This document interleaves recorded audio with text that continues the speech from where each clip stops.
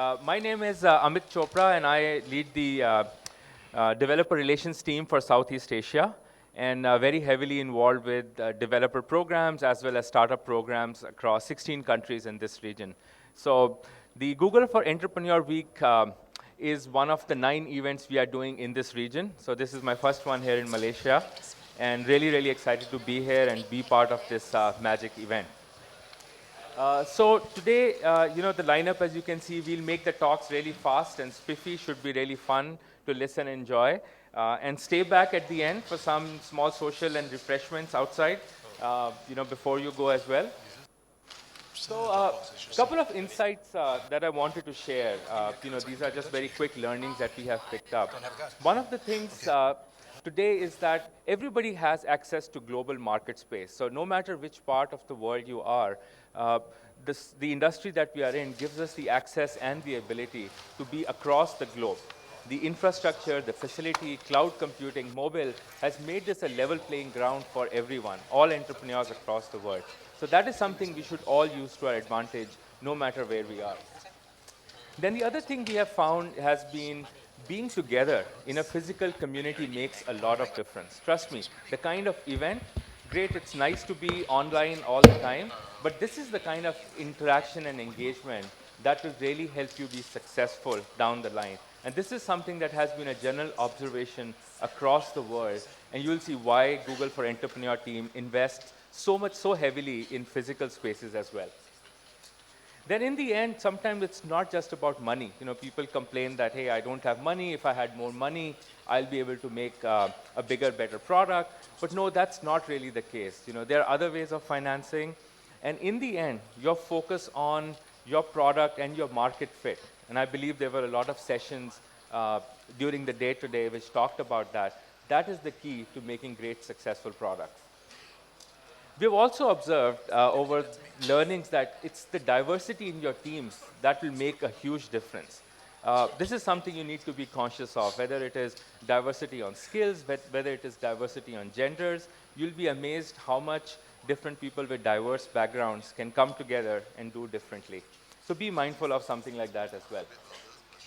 And be the 10x doer. Now, this is a big thing inside of Google as an organization, the 10x, the moonshot.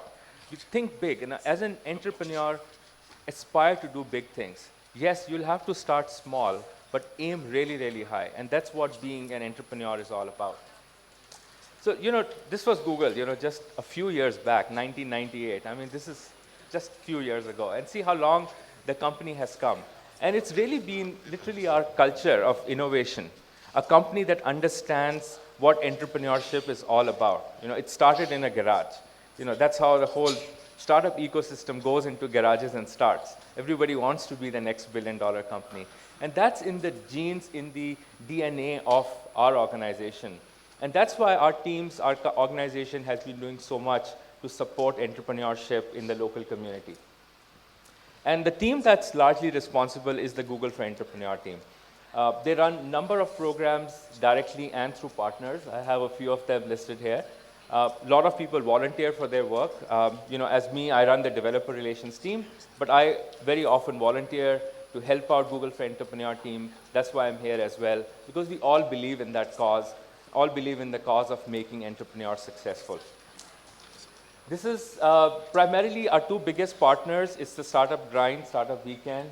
Lias, are you here? Yeah, she runs the Startup Grind initiatives from here, one of our Google for Entrepreneurs partner. So we do a lot of events along with them across the globe. So it's great to have partners on the ground who understand the local region and then can continuously foster the local community. And then ourselves, we invest, as I said, in physical spaces. This is one of the biggest facilities we have, the Campus London. 7 floors of, just entrepreneurs sitting together, working, having events, having collaboration, getting to know each other, building great products. Some interesting programs, again, being very mindful of that entrepreneurs may not be just single, may not be just people who are under 20 years old, but there are people who may have kids, especially moms. There are a lot of interesting initiatives that we are doing in diversity. I'm actually very pleased to see in this audience with such a diverse crowd, so many women entrepreneurs, aspiring entrepreneurs to be here. So kudos to all of you, and continue to aspire and inspire other women as well. A lot of tools that we provide, I don't know how many people have actually used them here, but wonderful set of training material, classes, guidance, product information that can help you be a successful entrepreneur. A lot of them are just knowledge about creating companies, working with people, hiring. This is not products pitch. I'm not selling any product here, but this is information that will help you be successful in your business. This is another program which my team is running right now, the developer relations team, called the Startup Launch. And I invite you all to visit this website, register yourself, and depending on your scale and where you are, we can offer you extreme things like $100,000 credit on cloud, direct mentoring by a UX expert from Google. So I encourage you to take a look at this and register your interest to see what benefits you can take from us as a company to help you out. So without taking much time, I'll bring on stage Suhair. And Suhair will talk about innovation at Google, right? Perfect.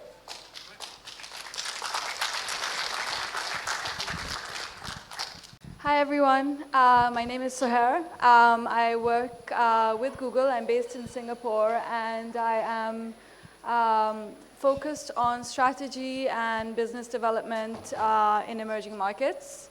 I've worked on a number of different products, and right now I'm working in the education vertical. So I'm here to talk to you about innovating like Google. Amit told me not to use up too many slides, so let's get through this and see if you have any questions. So the number one piece of advice that the innovators at Google will give you, I've actually just started reading Eric Schmidt's book called How Google Works. And I know Amit said that we're not pitching any products, but I really recommend it. It's interesting. You learn a lot about product design. You learn a lot about managing a company, and you obviously learn a lot about innovation. I haven't got through it yet, but this comes up over and over again. Focus on the big problems, be brave, take risks, and don't succumb to the traditional fears around management and planning for the long term. So there's a quick video. I hope it runs.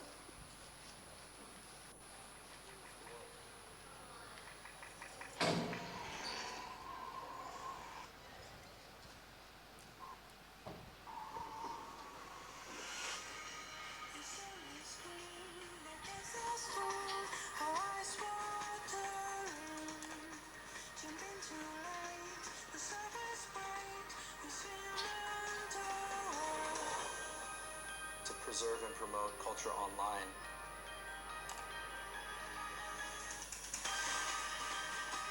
To study and be inspired by science.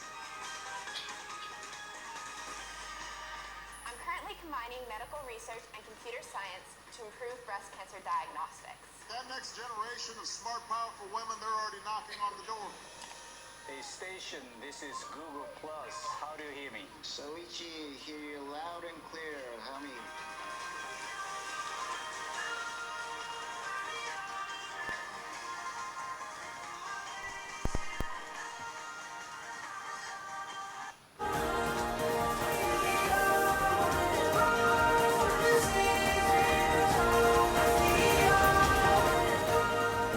To push these technologies to transform the world and change people's lives.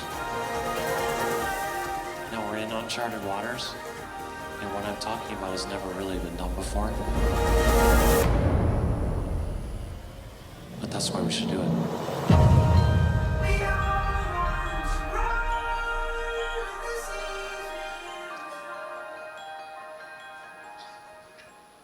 Okay, I don't know if you heard all of that, but you get the message. And I think that since it's a room full of entrepreneurs, it's an important message to keep with you. You're going to find yourself stuck in the nitty-gritty and the details and worrying about funding and planning. And I think it's always very important to keep your eyes on the big picture. And I saw how many people raised their hands. When I think somebody asked earlier, are you focused on international markets and other countries? And so just keep this in mind. So what I focus on is emerging markets, and we think of it at Google as the next 5 billion users, but we all live in that space. We live in the world that is coming online rapidly, where things are changing and where products are being accepted but also adapted and innovated upon for very specific users and very specific circumstances and use cases in different countries. And so I thought I'd speak to you a little bit about it and a little bit about what I've been seeing and how we've been thinking about what is different about entrepreneurship in emerging markets and how it's being impacted by changing technologies. So this, I don't need to tell any of you, going mobile. Before we get to wearables, we're in the era of the smartphone already in emerging markets. And I think one of the takeaways that we've had over and over again, and you've probably heard it enough times, is get on mobile and think about smartphones. Betting ahead on the next wave, which I think in Malaysia at least has already arrived, but we're seeing the wave now across India, Africa, countries with much lower incomes where phones are increasingly being sold in the smartphone format and becoming more and more affordable. And entrepreneurs are going to probably be getting on that wave sooner rather than later. I wanted to put up these numbers because it is staggering. Nobody would have anticipated this even a few years ago. But last year was the first year that smartphone sales actually topped feature phone sales. Suddenly, it's not about the mobile web. It's just about apps in most markets for many, many users. You all probably know about the China Droid phenomenon, the cheap, sometimes non-licensed Android and other smartphones that are coming out of Shenzhen in China and that are rapidly making smartphones accessible for users all over the world. And now we have Google launching Android One, which is a $100 smartphone. Mozilla launched last month a $33 smartphone in India. Super functional, I've seen it. Good UX, and users are using products on those, and they've, both products, from what I understand, have had great uptick already. So again, you are the users of these products. I don't need to tell you, but it's across the board. Some countries are ahead in some spaces. Banking services, for example, are far more advanced in Africa.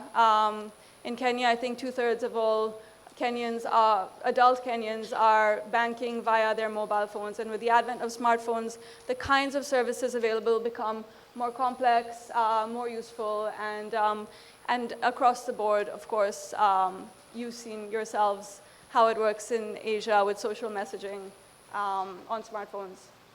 So some tips that we have, or that I have, I should say. So location-based. Tinder, during the World Cup in Brazil, there was a 50% uptick in usage and downloads. There was obviously people there from all over the world, but they were using Wi-Fi networks, mobile phone networks in Brazil, and they were taking advantage of location-based services. So one example, Zomato is an Indian startup. They have 60 million users now. It's a search engine for food, restaurants, again, location-based. They're planning to go entirely off of the website and onto mobile within the next year and a half.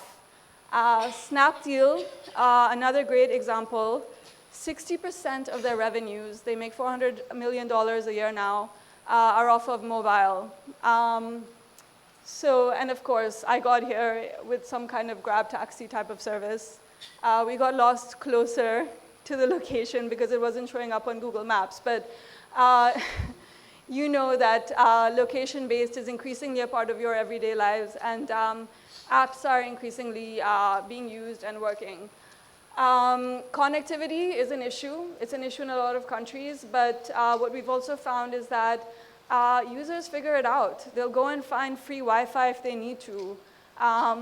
You know that the telcos are bundling products for phones using zero-rated packages. So it is an issue, but it can be worked around. Localizing for language. If you're looking at emerging markets outside of Malaysia, I know everybody here, or the large majority of people here understand English, probably read English. The countries with the highest rates of mobile phone penetration, can anyone guess?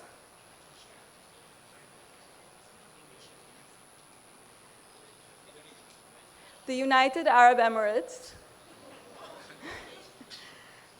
Any other guesses? South Korea and Saudi Arabia. These are not English-speaking countries.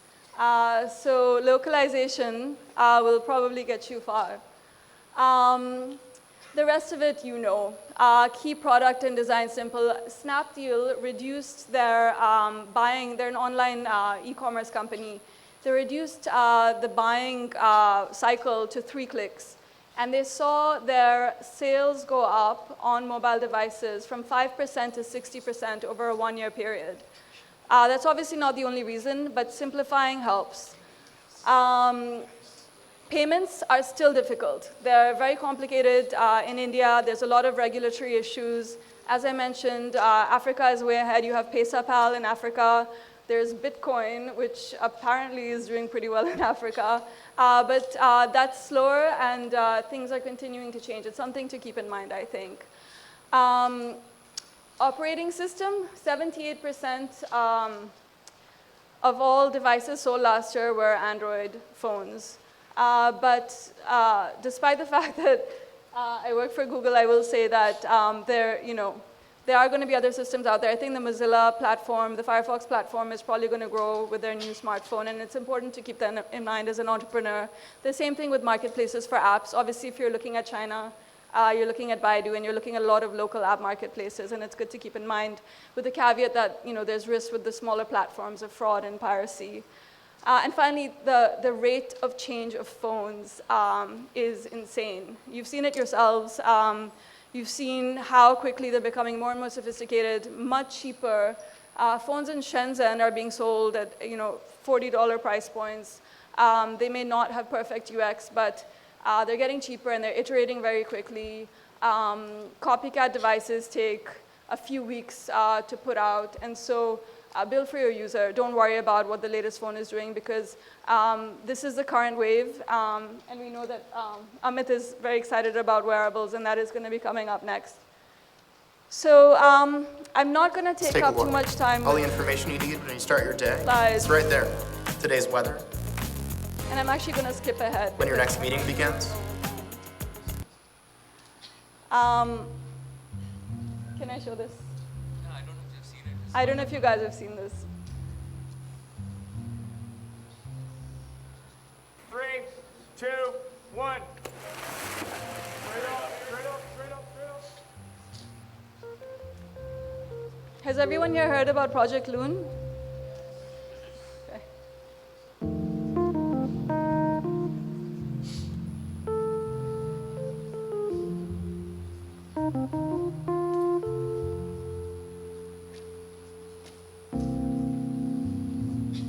So it's still in the works.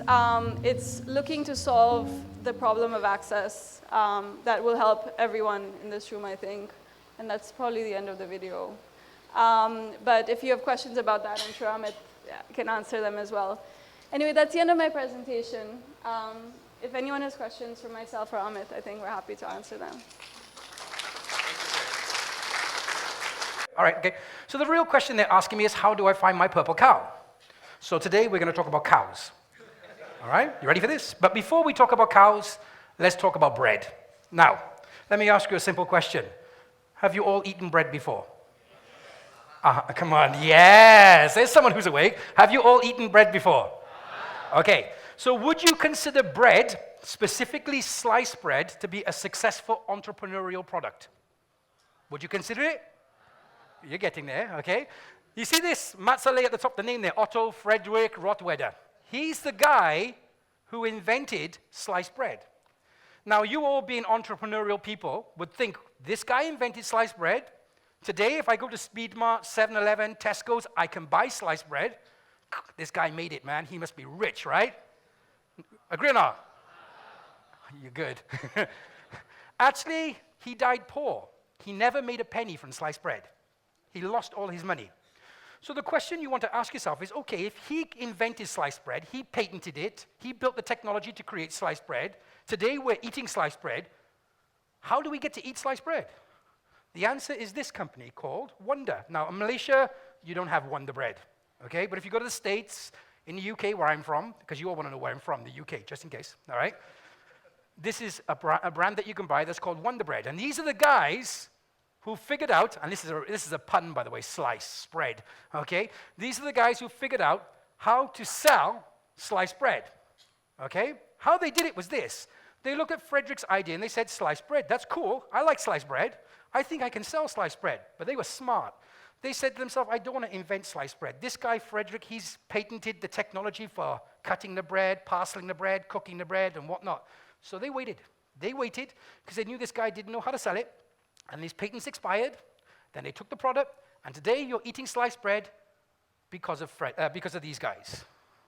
And this is the message here. The success of a product, whatever product that you're building, whatever product that you're thinking of selling to the market, is not about the patent. It's not about the technology, okay? It's about, can you get your idea spread or not? That's the key thing. As I speak to you entrepreneurs, as I speak to people who want to set up their companies, they keep telling me about their latest patent, their technology behind their product, why their product is better than Microsoft services or Google services, and why they're going to be the next big thing. And I listen and I say, that's interesting. How are you going to sell it? And that's the thing you always miss, okay? We're now living in a century of what we call idea diffusion, okay? People who can successfully sell their products or their ideas are the people who win. You want some examples? Good. Okay, you know this guy? Who is it? Richard Branson. Hey! Go away. Richard Branson. You know Virgin Airlines? Everything's a Virgin, isn't it? Virgin Record, Virgin Airlines, Virgin... Yeah, you got it, isn't it? Do you know his technology? Do you know anything about his technology? Do you care? But is he successful? So he's doing it right. You know this guy? Bill Gates. You all use his technology, isn't it? Do you go out and say, I'm going to buy Microsoft Windows because I just love the way that they program their code? No, you buy Microsoft Windows because it comes pre-installed on the laptop or the computer when you buy it, right? That's why you're using Windows, and that's why he's successful, because he got his idea spread by dealing with the market, not selling you his technology. Who's got an account here? Anybody got an account here? Did you all sign up for Facebook and say, you know what, I just love their JavaScript. I want to sign up for Facebook because their technology behind their JavaScript and their Ajax is so damn cool. That's the reason why I'm on Facebook. No, the reason why you're on Facebook is because that really sexy looking girl you saw in the office has an account there, and you want to connect. Correct or not? Yeah. Give me a clap. It's not about your technology. It's not about your patent. It's not about your whiz-bangs. It's how you get your idea spread. Okay? So the question you're going to ask me is, okay, Masalah, you're so cute, you're so smart. Eh, janganlah, saya boleh cakap bahasa Melayu lah sini. 我们泰国都还是讲广东话。我可以讲华语啊。Saya dah lama duduk sini lah, so jangan cakap belakang lah, saya boleh cakap. Okay, so I'm going to teach you today about how you spread your ideas. That's what you want to know, right? Okay, so what's this on the screen here? What is it? TV, right? Do we agree this is a TV? Do you have one of these in your house? You're not so confident, do you? Do you have one of these in your house? Do you watch it? Right, now let me explain to you something that's called the TV industry model. Okay, let me explain this to you. The TV industry model is not just linked to TVs, it's about newspapers, it's about advertising. And basically the model goes like this. I buy some form of advertising, example TV. That gets me distribution to my market. People watch TV, they see my product. People sit in front of the TV and say, wow, that's a cool product, and they buy my product. Right so far? I get tons of cash. Your wife divorces you, okay? You buy more advertising, and you go around. And that's known as the TV industry model. And whether you do that in the newspaper, whether you do that on Google, or whether you do that on TV, It's the same basic concept. And would you agree that's the avenue that you would typically follow in your businesses to think about how you would market your product? Would you agree? Uh-huh. Each one of these products that you see here was sold by using that model, okay? And these are successful products, okay? So you would agree that this model that I talked to you about right now is the genuine standard approach that you should be following. You're probably taught this again and again. This is the model that you should be following to help you build your business and grow your business as entrepreneurs. Agreeing with me? You all fail. Because it's a failed model. It doesn't work. Everybody saying, Let me give you an example so you can get the idea, so I can just clarify with you. When you're watching TV, okay, what's your favorite TV program? Who likes Baywatch here? Nobody, because you don't know what it is. What's your favorite TV program? Young lady? Young lady. Sorry? What? Vampire Diaries. Vampire Diaries. My daughter watches that. Okay, so you're watching your favorite TV program, and then suddenly the commercial break comes on, right? What do you do when the commercial break comes on? Do you all sit there and say, oh my God, I've been waiting for this moment. That advert's coming, it's coming. Right? No, you all get down to the phone and say, I love you, darling. I really miss you very, very much. And then you get back to the TV, isn't it? Correct or not? When you buy the newspaper, do you go out to buy the Star newspaper to flip to the page and say, I want to find that Samsung advert that I've been waiting for? Is that what you're doing? No, it's not. Why is this?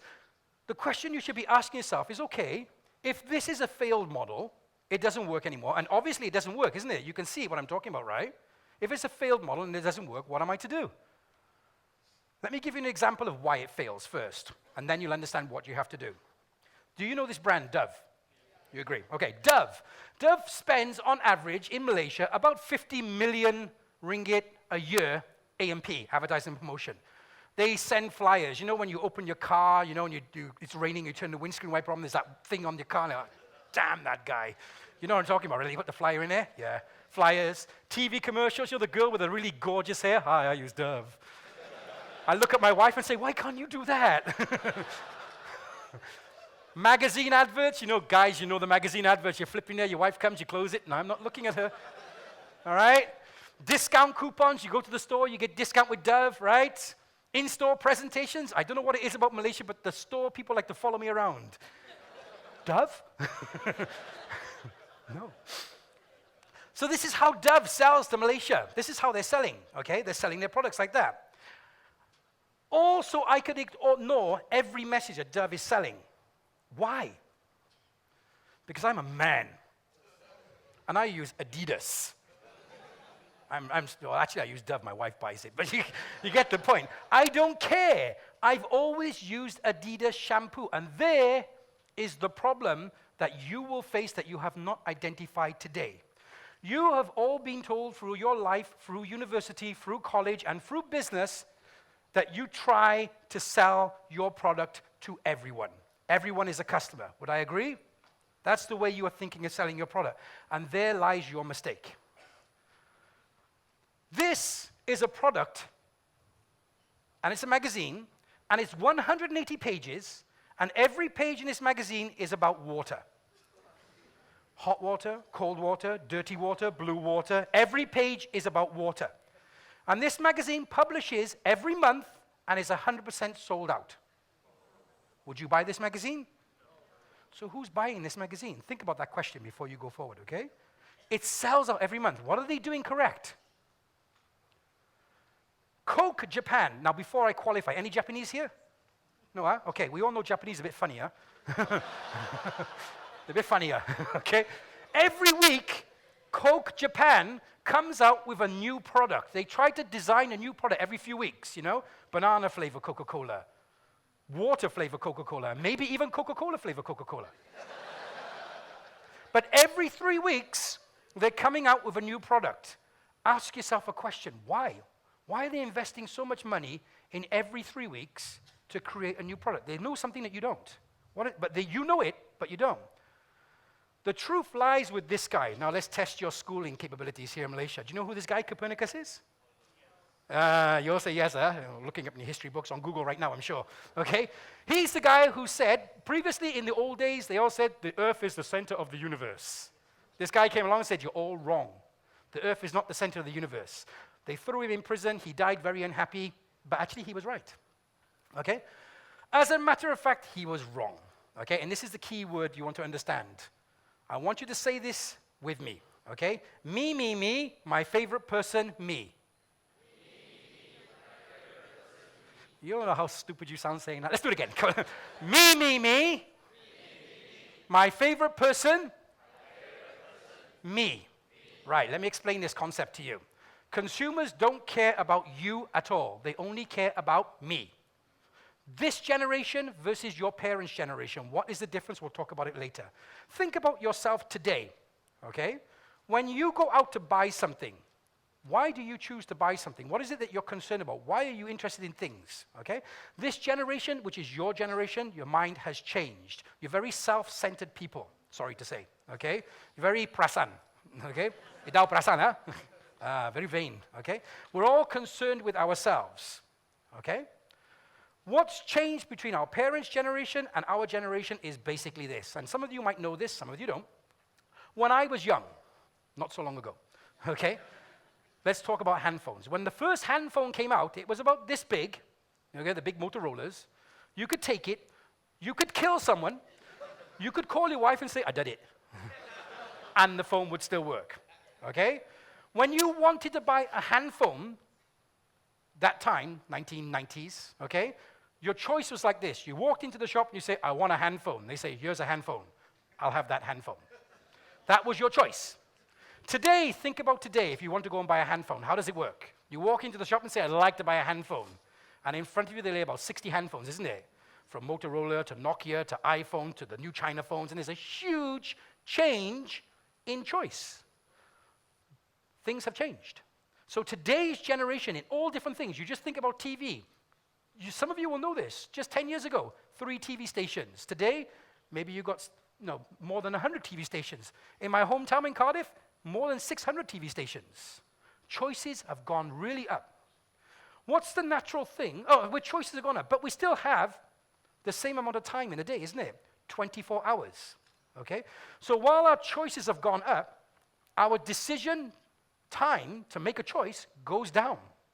So what's the natural thing to do when you have more choices and exponentially less time? In a world with too many choices and too little time, the obvious thing to do is to ignore stuff. Don't pay attention to things that are not important to you. You only pay attention to things that are important to me, my favorite person. Right. And this is what has changed between your parents' generation, when the TV industry model worked, and today's generation, where the TV industry model doesn't work. Because during your parents' time, when they watched TV, there was 3 TV channels, TV1, TV2, TV3. When people advertised, advertising was unique. It was interesting. Wow, that's an interesting car. Malaysia only has 1 car. Let's buy that car. Right? That's how choice worked then. Today, you see advertising, Honda, Jazz, whatever. You're like, my daughter's 15 years old. What car are you going to buy me, Daddy? You want a car? I walked. And we come back to cows. Right? We started with cows, didn't we, remember? So how does cow fit into this situation? So let's start. You know where UPM is? Sermon Highway? Okay, they have a kind of veterinary school there, isn't there? Okay, imagine you're in the car, whichever car you got, you're driving down the highway, you look outside the left-hand window, left-hand window, and you see cows. Agree or not? What do? It's a cow. You drive on, isn't it? We're okay so far, right? Unless you're really, really ulula, then you go, cow.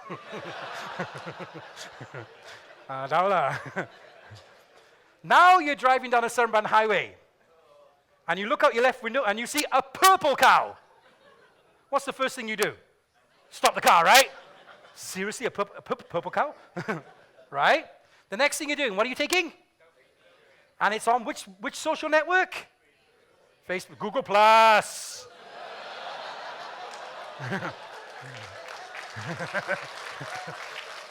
Not Facebook. It's on the social network. And you're telling who? Your friends. Seriously, purple cow. I'm not joking lah. Lembu lah, purple. Daging sedap lah. You know what I'm talking about, right? Purple cows. And that's where our story starts. The things that get decided about what gets done, what gets purchased, and what gets built is this nice little word here called remarkable. Everybody say it together? And it's a nice word because it means to make a remark about something, to spread the word, to share it, okay? And that's the thing you must start to think about when you're selling or building your products. We'll talk about remarkable. How does remarkable work? Let me give you a very fast-track example of remarkable, and then you can see how it might work with you. Okay. The TV industry, the movie theaters. Movie theaters is a classic sample of the business industry, how business works, essentially. If you look at business today, what's the best browser to use? Chrome. Right, of course, Chrome. Chrome's the best browser to use. But if you had gone a few years ago, then you all would have said, you'd have all said Microsoft, wouldn't you? But what's happened is that the back runner, Microsoft has reached a peak with its Chrome, with its IE browser, and Chrome has come up and started to take the market away and got on top. Okay, and that's the general model of business. When some company peaks and gets to the top, another company will come and sapu and take it away. I know that, don't worry. Okay, so today you're all using Facebook, but you know there was MySpace at one time, and before MySpace there was GeoCities, and you could go back. Okay, and it's the same model that's gone on again and again and again, and that's the general business model of industries. And this is a classic sample, the industry, how remarkable works. Because do you remember the film Avatar? Right, when the film Avatar came out, you all say, wow, cool film, orang bru lah, I don't know why, very tall lah, handsome. Okay, everybody was spreading the word and talking about this Avatar movie, right? Okay, are you talking about it right now? See, it's a very fast track. Something comes along that's remarkable, like Avatar. Everybody immediately spreads the word becomes unique, everybody knows about it, everybody gets to see it, then it becomes unremarkable. And then along comes the next film, what was it? Titanic, and after Titanic is something else and something else and something else, isn't it? And that's the industry. So you may all be saying to yourself right now, I get your point. There's competition in my market. There's somebody in my market space. I can't fight them. I can't fight Google. I can't fight Microsoft. You actually can. As long as you are remarkable in some form, you can come and overtake them. How you do that, we'll talk next. Let me give you an example of how remarkable looks. And girls and guys, pay attention here. This is very important. So you asked me, okay, I get your concept, I know your idea, show me an example of remarkable, right? Stay awake, stay with me. Two very famous companies here, Tiffany's and Walmart, okay? And each of those companies are famous, right? But they have, good. I like that guy, okay? They're good for some reason. They're remarkable for something. So would you like me to tell you about what's remarkable about them? Good. Let's start with Tiffany's. Tiffany's has one remarkable statement about them, and the statement is this. If you want to buy a diamond, if you come to Tiffany's, we guarantee you that we will sell you the most expensive diamond in the world. And if you can find a diamond more expensive somewhere else, we'll raise our price. And that's the Tiffany's model. Their guarantee is we're the most expensive. And the reason is very simple, because you know, girls, if your guy comes to you and says, I bought you a Tiffany diamond, you just know he sold his liver, his lungs, and he's sold everything to give you that diamond, so he really, really loves you. You got it or not? So you marry that guy. But you check his bank account first. Okay? Now there's a company called Walmart, and the question you want to ask about Walmart is what's remarkable about them. They even put it in their name. Always low prices, always. And Walmart's basic rule is this. You can go anywhere and find a product, Dell, for example. And we guarantee you, if you come to Walmart, we're cheaper. And if you can find it cheaper somewhere else, we'll drop our price. So if you want to buy a Dell computer, in Walmart, we're cheaper than Dell. And I don't know how they do that, but apparently they are, okay? And you can see the remarkableness in their products, isn't it? The key point you must be asking yourself here is, great, I got it. What are they doing that's different? They are focusing on a certain segment of the market. You see, the guys, by the way, there's a little trick here in a minute, guys. The guys who are going to buy the Tiffany rings are not interested in Walmart, right? And the people who shop at Walmart can't afford to go to Tiffany's. So they have done this. They're not trying to sell to everybody. They're trying to sell to somebody. Not everybody. Come on, try together. Not everybody. They are focused into a certain market. By the way, pro tip here, guys, okay? If you want to marry the girls, you go and get the Tiffany box, but you buy the diamond at Walmart.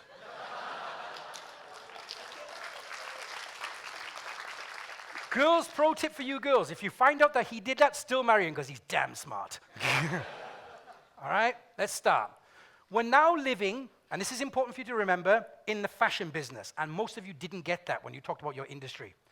It doesn't matter what you do for a living, you are a fashion product. You think about your product. It has to be fashionable to somebody or to a certain audience. So when you sell your product, if you don't think about your product as a fashion product, you're not selling. You don't know who you're talking to. You don't understand your audience. Fashion companies have always known this. Gucci, Armani, whatever. They know they're talking to people with cash and a specific audience. And you must treat your products as a fashionable product. You get it? Say, aha. Okay, so let's see how that works, okay? Would you like to see how you can turn a ho-hum product into a fashionable product? Everybody say yes. What is this? It's a chair. Well, these are chairs, isn't it? Is a chair, to use a word, a bloody red ocean market? There's lots of chair manufacturers, isn't there? So you can buy chairs anywhere, right?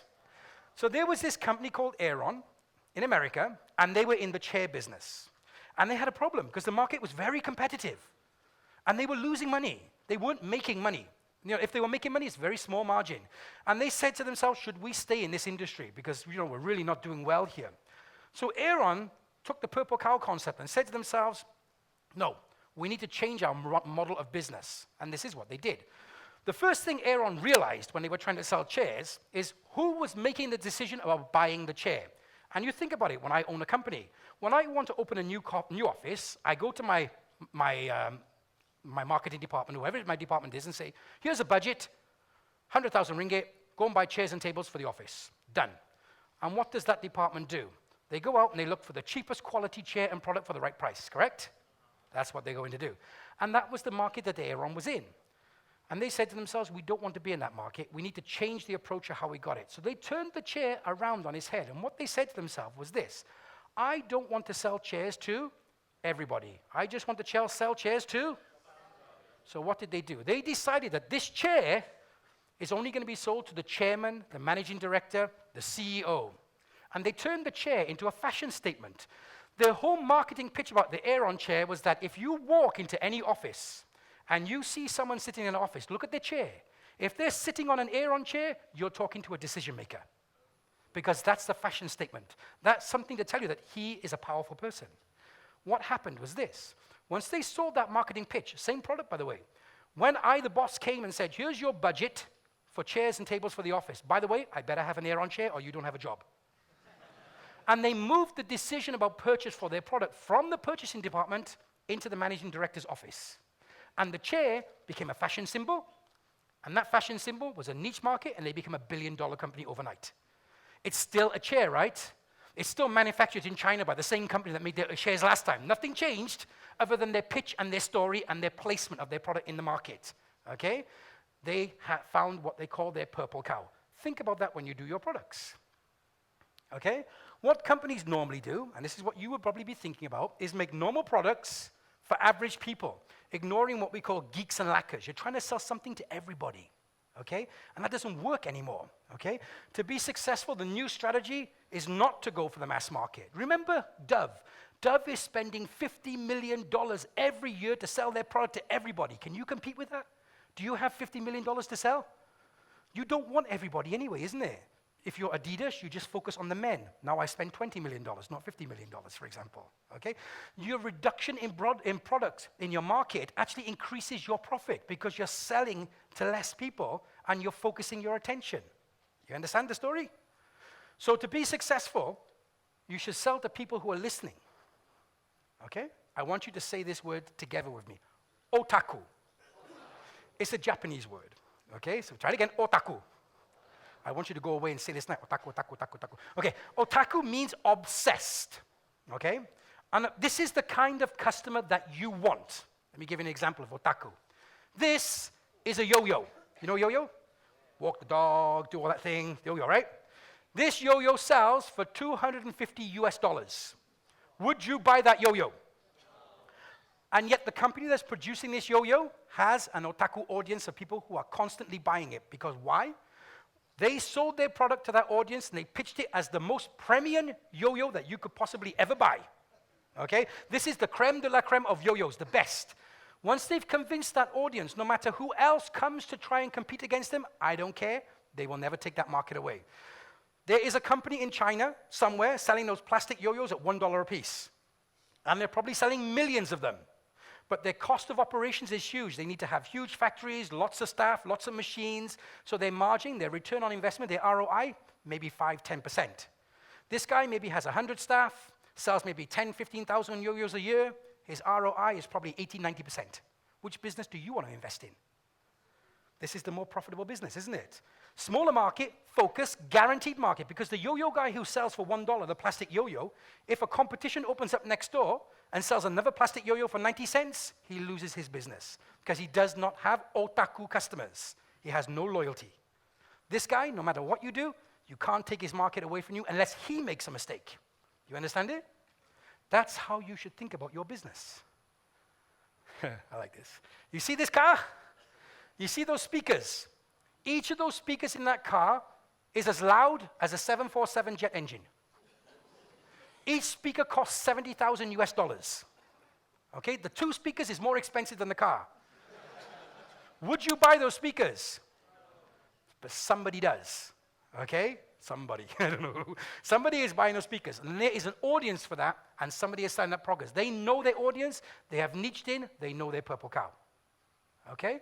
Sell to people who are, those are the customers you should be talking to. How you do that? Well, these guys did it right originally. Notice how I qualify here? Originally. Because when they sold their product, they were focused on quality of the product itself. They weren't trying to sell to everybody. Mac had what they call the Mac following. You know, if you were a strange person if you had a Macintosh, but you were unique. You get it? So the story behind Mac, the big success, and kind of the failing behind Apple, for example, was when the iPhone came out.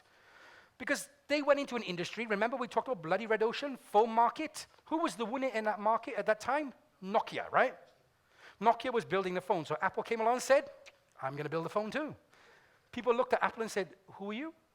You going to build a phone and fight that big elephant, Nokia?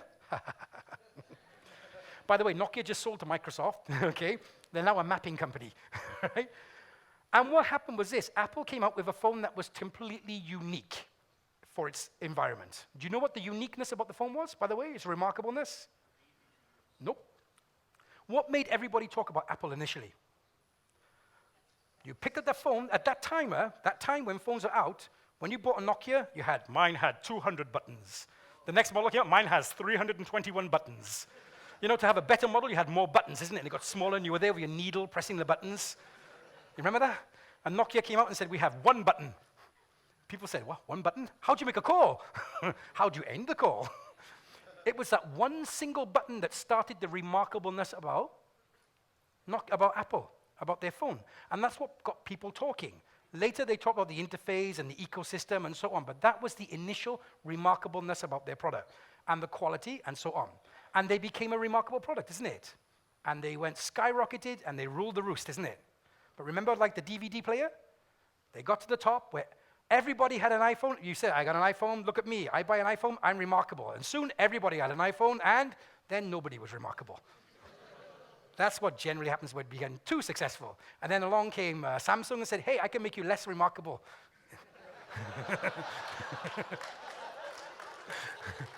Okay, so these guys did well.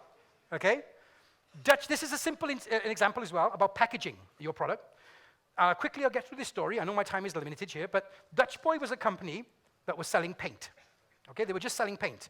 And they were losing money. They were bleeding money, and they were dying as a company. And Dutch Boy said, we got 2 choices. We have to do something different, or we have to close our business.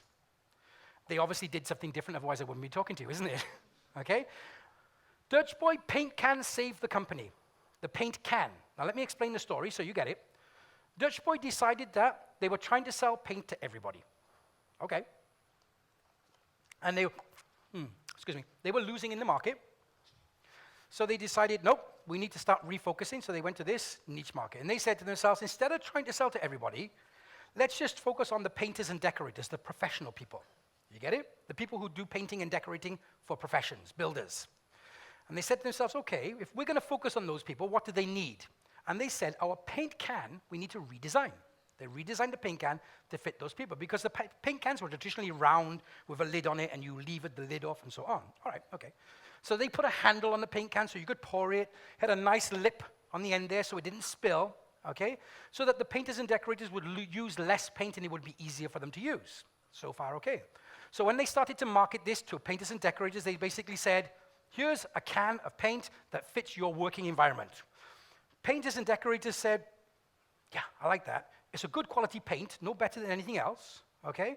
But I save more money, I use less time, I'll buy Dutch Boy paint.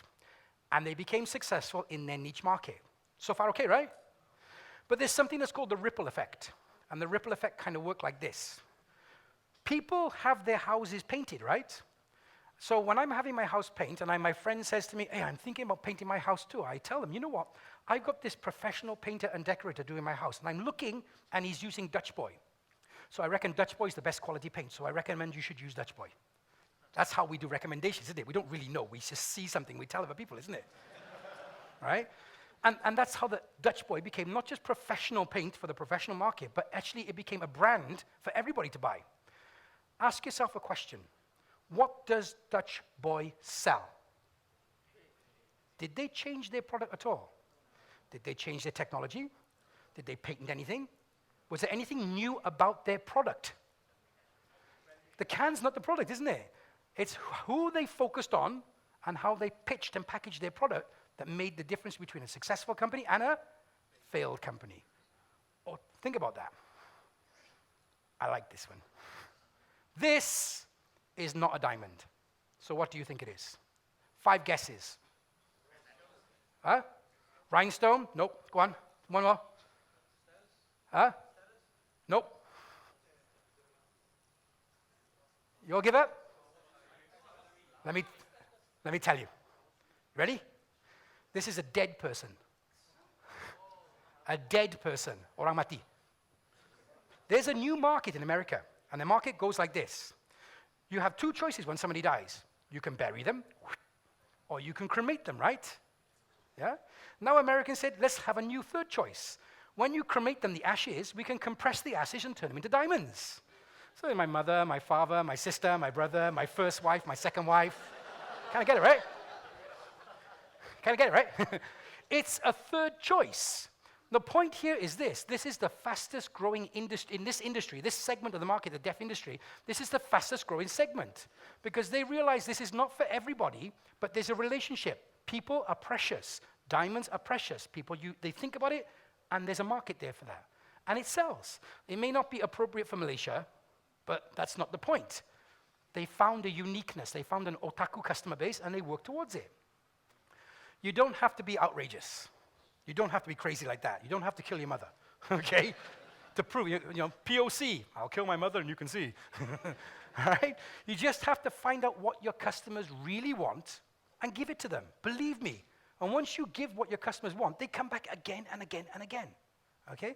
Don't try and sell to everybody.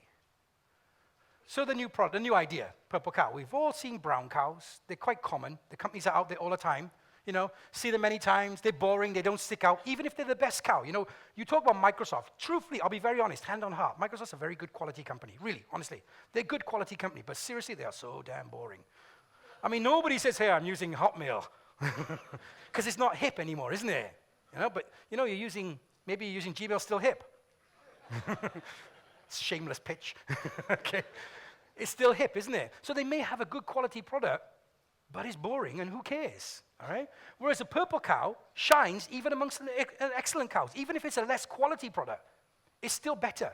And I can give you an example of that. Because when Samsung came out, okay, and originally, before they beat iPhone, and they brought their product to market, they said, look at our product. It's got a bigger screen. It's got faster memory. It's got a better quality camera. And people said, yeah, but I still buy an iPhone. Because iPhone has brand. It has alignment. It's otaku. I get loyal to it. It gives me that kind of uniqueness. Remarkable, isn't it? So people will still buy a lesser quality product if you pitch it and sell it correctly. So most of you are thinking about selling your product as being cheaper and whatnot. No, you don't have to do that. You just have to find your audience. So you know your product, your pricing, your promotion, your positioning, you can get all these right in your business plan. You can talk about pricing, promotion, market, and so on. But if you don't have a purple cow in your list of how you're writing your business plan, all that doesn't matter. You can get all that right and still lose business and still fail. But you can get all that wrong and still be a huge success, as was YouTube. YouTube never made a cent, not $1. They never had a business plan until these guys came along and said, let's buy YouTube. It's successful company because they had a purple cow idea. I can talk about it, but you get the idea, isn't it? All right? Well, you can look at these slides later. You can get a copy. This is 10 ways that you can differentiate yourself. But the key point I want you to remember is this. You must be innovative to be remarkable. You all think, as I always see many times, I'm going to create a point-of-sale system, or I'm going to be the next Facebook, or I'm going to be the next jobsdb.com. Okay? Once remarkable has been seen, you can't repeat it. When Google first came out with their one-page blank, one text box in the middle, press the button for search, it was hugely remarkable. And I said, that's unique. But now when everybody else tries to do the same thing, you're all, ho-hum, so what? It's a copy. And you don't go there, isn't there? Once remarkable has been seen, you cannot repeat it. So if you're all going to try and be the next social network and you're going to try and be Facebook X or Facebook 0.1, forget it, you can't be. You must be something else to be more remarkable, okay? Find what your innovation is and then you can be remarkable. The key thing to remember is you can't be remarkable by following someone else, obviously. You must find your own way. But the success here is this, which is why I like this picture. As we saw with the business change, change is mandatory. Nothing stays the same. So you may think that your product has no space in the market right now because the big guys are there. But if you follow through correctly and you pitch your product correctly, you can overtake even the biggest guys. Remember how Google started? It was a $100,000 check signed on the back of a check by one guy investing in Google. Now it's a $20+ billion company a year. I think $20+ billion a year, plus that, and some more. Can afford to pay for this guy. Okay? So my point here is this, at the end of this whole presentation. Think about your business from a business planning and so on. It's very important. But at the end of the day, if you don't have an otaku customer, if you don't have a remarkable product in some point, if you're not thinking about a purple cow, then you're planning to fail. I'm sorry, guys. That's the reality. Here, I left my speech. Hi. Actually, thank you to the previous speaker for waking everyone up. Good evening, and thanks for having me. I'm going to be talking about random realizations from a technical guy's perspective. Maybe it'll resonate with other techies out there. Maybe not everyone will be pure techies, but I'm sure you have technical friends, you know, co-founders, startups. Maybe it'll help to understand them a bit more. I won't know. So, a little bit about myself. I'm a techie. So I'm a technical co-founder for Verybe. I've stopped working about 2 years back, doing a bunch of freelancing, writing Android apps, etc., etc. So I started writing my own products, tried to create my own products and projects even before I quit my job, usually as part of pet projects or freelancing. So I didn't do this full-time when I started, but then I realized my mistake and I started full-time when I worked on Verybe. So let me share these 5 simple lessons over 2 years from a technical guy's perspective. So number 1 is value is subjective. So sell your value of your product and not features. And number 2 is closely related, choose your customers. So as a software developer where work is often very logical to us, I gravitated naturally towards billing based on effort and time taken to do something. It's a huge mistake because then you're limiting your income. I also realized that coming from a working background, 20 days equals salary, so this further reinforces this belief. But this is a mistake, and why is this important as a product or startup, or product guy or startup? It affects your pricing. So even if you're offering services or products, you worry about pricing, right? People pay more when the perceived value is higher. So what can be considered as value? Simple. Things like user interface, user experience.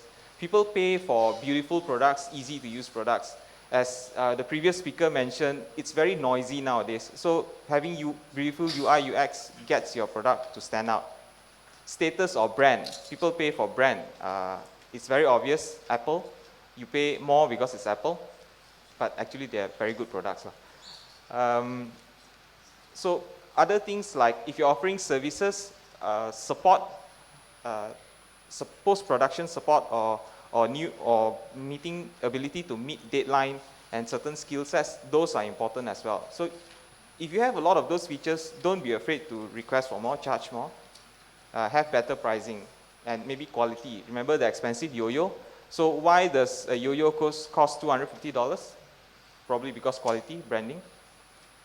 So closely related are customers. Don't aim for everyone. Choose your customers. Go for people that are, some customers are just plain whiny and they will criticize no matter what you do. So avoid those kind of customers. Then the following lesson is be your own customer. I used to think that in order for you to come up with a great product idea, you need a business guy or a business guru or something to help you out. I realized later on this is not true. The easiest and most brain dead way to figure out the product is actually to be your own customer. Write a product for yourself. So as an example is, I wrote many apps before. One of the dumb app that I wrote is that it keeps your phone unlocked when you're at home or when it's with you. Not many people will buy this kind of app, but I know techies will love it because when they sit down at home and you debug and you test stuff on your phone, right, it's annoying to have to keep on unlocking your phone. So I created a paid app for it, and true enough, a lot of people paid good money for that. But still, this is not a guarantee thing. You still need to solve a real, even if trivial, need. The next lesson is ship good enough. I believe strongly in the code, ship, and then get feedback kind of cycle. Keep it short, not 2 years. I used to love to code and code and code, and it continues. But then I realized this is very bad. It's even better if actually you can code, you can get feedback even without coding. I realize it's a bit difficult, but maybe a little bit of prototype is still needed. So what is good enough? Ship when it's good enough, but what is good enough, right? To me, I think good enough is buggy but functional. So software is buggy anyway, right? I mean, people tend to accept that nowadays. So don't let your pride and ego and whatever get in the way. I want the perfect thing. Just ship it out first. You will realize that often it's the unexpected things that you cannot figure out, you cannot anticipate that will get you anyway. So often these unanticipated stuff, you'll encounter them only after you put your product outside. So what about good impression? Some people worry that if I ship a buggy product, it gives a bad impression of myself. And as a technical person, that's like, whoa, cannot. But I think between getting feedback versus getting good impression, choose a feedback. So the next one is also, it touches a bit more about, if you're a techie, you will understand this pain. If you're not, then you will worry why when I ask my technical co-founder to come out and talk like this, he will take forever or he will just not do it. It's easy, because we tend to like to code. So anything that is non-related to coding, we won't like to do. But that's a mistake. I used to sacrifice sales meeting, investor meetings and all that, or turn up late, half asleep, because I spend my time coding. But this is not very wise. Even from a practical perspective, it's not wise. I mean, you can fake a demo, right? You can fake the UI, you can fake a lot of things, but you cannot fake being sincere and turning up for a meeting. So it's actually not practical. Might as well fake the demo. So nowadays, I try to wear many hats. As a developer, I love to sit in front of a computer and code. But if my partner calls me up, asks me to pick up something 25 kilometers away in Puchong, I'll still do it. So I'll be the office boy or whatever. So I'm not saying I don't code anymore. You still get to code if you're a technical co-founder. It's just that you have to understand it's a bit lesser nowadays. But I don't need to tell you this, that you still can code. It's easy, right, to code. So the last part, again, technical people, we tend to think that secure job, whatever, that's the logical way to do, right? To to behave right. If you want to quit, you want to join a crazy friend with a crazy idea, often it's very difficult. So it seems like the hardest thing to do. Another school of thought is this is not necessary. Well, I can say it may not be necessary initially, but plan for it. It will also help you keep sane in the long run. So how do you get started? I think the easiest way to get started is to have pet projects, do your own products, or do freelancing. First thing is it builds confidence when other people tell you that they like or hate your product. Second thing is it helps with your bank accounts because freelancing it's good money. So building confidence, making sure you have sufficient money will help you to quit your job. Although many will say that no, I can keep my job and do my own startup, right? But think about it. A lot of people say running a startup is a 24/7 affair. It's very difficult. It's a lifestyle thing. So when I hear lifestyle, right, to me it reads like this. There's no boundary. Basically, you have to work 24 hours. It's your lifestyle. So it's a lifestyle change to you. So if it bleeds into your lifestyle already, right, how can you have another job? So it's not possible. This also goes without saying, if you're choosing a partner, try to choose those that are willing to run with you 24/7. It's just fairer for everyone. Everyone contributes their time, and their energy. So to recap, takeaway points. You can make a living if you identify value. A brain dead way to come up with products is to be your own customer. Ship good enough. Strive for very short code, ship, and learn cycle. As a technical founder, it's okay not to end up coding all the time because certain tasks will just need your attention. Be prepared to work for your startup 24/7. You may start off as a part-time, but then plan for that. So, yeah, I guess that's it. Hey, I didn't promote Facebook as Google+.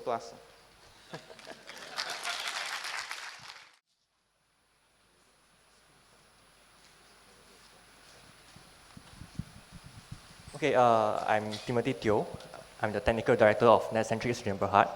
I think earlier I was introduced as the co-founder of the NetCentric group, which is a mistake, a very common mistake, because my boss is Timothy Tia and I'm Timothy Teo. And we are actually both from Penang. We used to be childhood friends, and we happen to be in this company together. Is anyone else from Penang? Penang people are awesome, right? On another note, are there any other techies here? Techies, programmers? Yeah, that's good to know because I'm the technical director as Bernie was the technical co-founder. So there are certain things that are different when we present. So I think there's been a lot of great advice today shared about how to market your startup, how to expand your startup. But what I plan to do is to just give you a few stories in this time that I have about things that have happened during my tech career, and I hope that you find them useful. These are things that they could happen to anyone, no matter what size your company is. These are things that you might forget when you're off building the next big thing. Okay? So for all the coders out there, do you know what this command means? Sorry? Delete all, yes, but the dot there means that you delete all from the current directory, right? From the current folder, right? So there was this fine day during my first year in Nav Nang when I told a colleague, yeah, so dude, we need to clear up some space on the hard disk. So this is the command you need to run, rm-rf /*. And guess which character he forgot to type in? Sorry? Yes, he forgot to type in the dot. So that was a very bad day. And okay, so we formulated a backup policy. We have stuff that's backed up. Everything is fine now, right? And our web host was very accommodating. They settled it. But a few years ago, I got a message very late at night. And what happened was an employee's account had been used to log into their cloud hosting servers and delete everything. So that was another bad day. Okay. So the thing was that we had a backup solution where we have a local backup and we have a remote backup. But it was not being audited. So when we went in and tried to see what happened, the remote backup was not up to date. And so there was a lot of data loss, and yeah, actually not just a very bad day, it was a very bad few weeks for us. So so now we have a more advanced solution where we have a remote server, and it's mirrored in a read-only replication. So no one can delete anything from the server. In fact, it's even on a different web host. But I guess the lesson that I want to leave to you guys for this instance is to always think about your backup policy. No matter how big your company is, it could be a very small startup out of your garage. It could be a growing company. But if you are not a tech guy, then turn to your tech guy and ask him, so what is our game plan in case something burns down our hosting server? And you'll be able to sleep at night now. Okay, next one. Sending of emails. Who uses emails to promote your product? Nobody, really. Yeah, I understand that you guys are all tired, but I'm guessing that all of us do use email to send out newsletters or to promote our products. And sometimes we think it's easy. I have had requests from other people in the company. They say, oh yeah, I have this list, this is our list of members, and I want to send out an email to all of them. And of course, that's what non-techies might think is this is very easy, but actually it's not. You have stuff like bounce handling. What happens when the email account doesn't exist anymore? Spam report handling. What happens when someone marks your email as spam? You need to handle it. You need to handle that. Platform rate limits. You cannot send too many emails to Yahoo accounts, to Hotmail accounts. They will throttle you after a while. Click and open tracking. You want reports to see what's happening when people open your email, and many more. So most people, they fall back on an email service, and there are many email services out there. How many of you use Mailgun or MailChimp? MailChimp is pretty popular. Yeah. So there are many services out there, and what we have tried is there was this instance a few months ago where we tried to rationalize all our products. So we said, oh yeah, there are some new email services now. Let's try to change because the new one is cheaper. It looks to be the same. It has all the same functions. But what happened was, for some of our products, we found that emails started not getting delivered. They're going to junk, they're going to spam. So on very close investigation, we found that some of the programmers had accidentally been sending emails to non-activated accounts. When I say a non-activated account, I mean that you sign up on the website, they ask you to confirm your email address. Some people don't confirm it. So in fact, it's a wrong email address. And so this was a very big headache for us. And we also drilled deeper into the code. And we found that different services have different levels of spam score that's attached to them. So on top, you see, this might sound like gibberish to you, but what's important is the number at the side. So the lower the score, the better. This is a service that any of you guys can use. It's called isnotspam.com. So it's a very recommended practice. Before sending any email from your servers, send it to isnotspam.com and look at the report. The bottom one, it shows an output where a different mail service was actually much better for us. It made the difference between sending to the spam folder and sending to the correct inbox. So this is something that everyone should know, as long as you're using email marketing, which I believe is almost all of us. So that's a lesson there. Since email is so important, please use an email service. But remember that not all email services are equal. And one thing is to never try to send emails yourself. And never buy email marketing lists, because that only gives you a very bad reputation. That only works for SMS. I'm kidding. Don't do that, please. Okay, the next lesson that I want to impart is on where you host your services. So back when I started 7 years ago, you pretty much always went with a dedicated server. This was pretty much a no-brainer. But in the 7 years that has passed, you have stuff like cloud, you have dedicated, you have VPS. So here lies the gotcha, where if you do not factor in the TCO, which is basically the total cost of ownership, you are going to make miscalculations. So dedicated servers might be cheaper, but they are also less flexible. Cloud servers might be more expensive, but they are very flexible. So what I always recommend to people is to look at your own use case. For example, if you think that your product is going to be the next big thing, and you're not sure, do I want it in Malaysia? Do I want it in the US?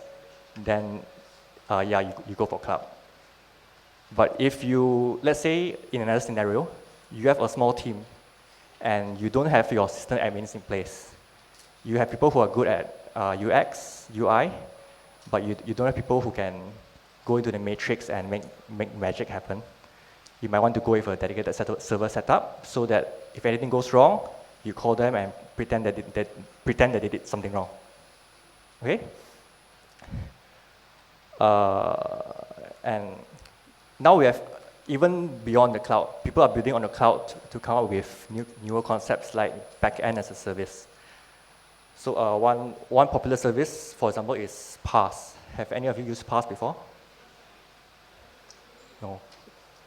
Yeah, one or two at the back there. So if you have used, one of our products is called Dairy, and it's getting a lot of traction in Southeast Asia, and we built it on PaaS. So what it allowed us to do was to scale up very, very quickly while focusing all our time on the UI, on the UX, and on building the app. So we save all the time on building out new servers, starting up servers, building a database, having to decide how much space to allocate to the database, trying to figure out what happens if the server fails, and things like that. But at the same time, it's not all roses, because for any backend as a service, the lock-in is very strong.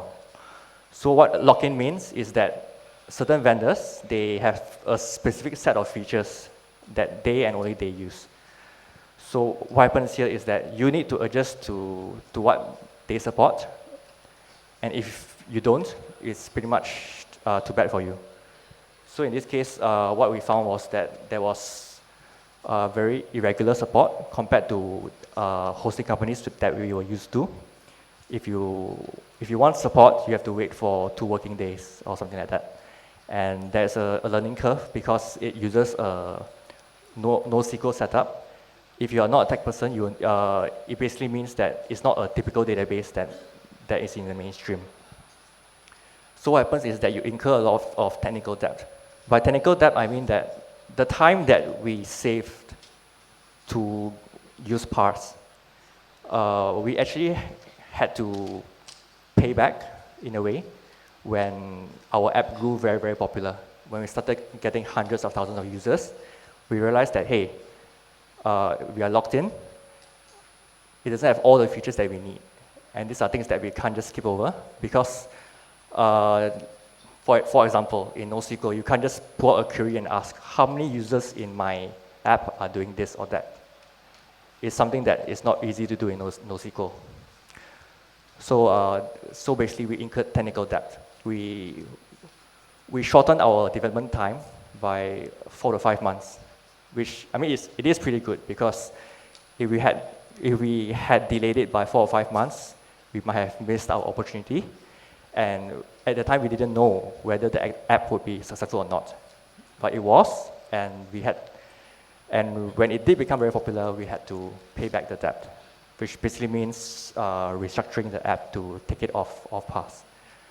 So I'm not saying that PaaS is a bad product, but I'm just saying that keeping in mind this TCO concept, the total cost of ownership and technical debt, always keep this in mind when starting with any new service and for any platform that you choose. Yeah, there's a lesson there. And looking back, I will make the same choices. I will use PaaS, but I would plan better ahead to warn all the shareholders on what we are owing to ourselves. And yeah, so I think our time is up, and I hope that these 3 takeaways, they may seem very random, but I guess to me, I wanted to distill a few points that new companies often come across. It's very simple things like your backups, your emails, and where you host your products. Sometimes when you're chasing the next big thing, you often forget all these things, and sometimes you have to either pay them back or you get those weird calls in the morning. So I hope you guys found this useful. Thank you.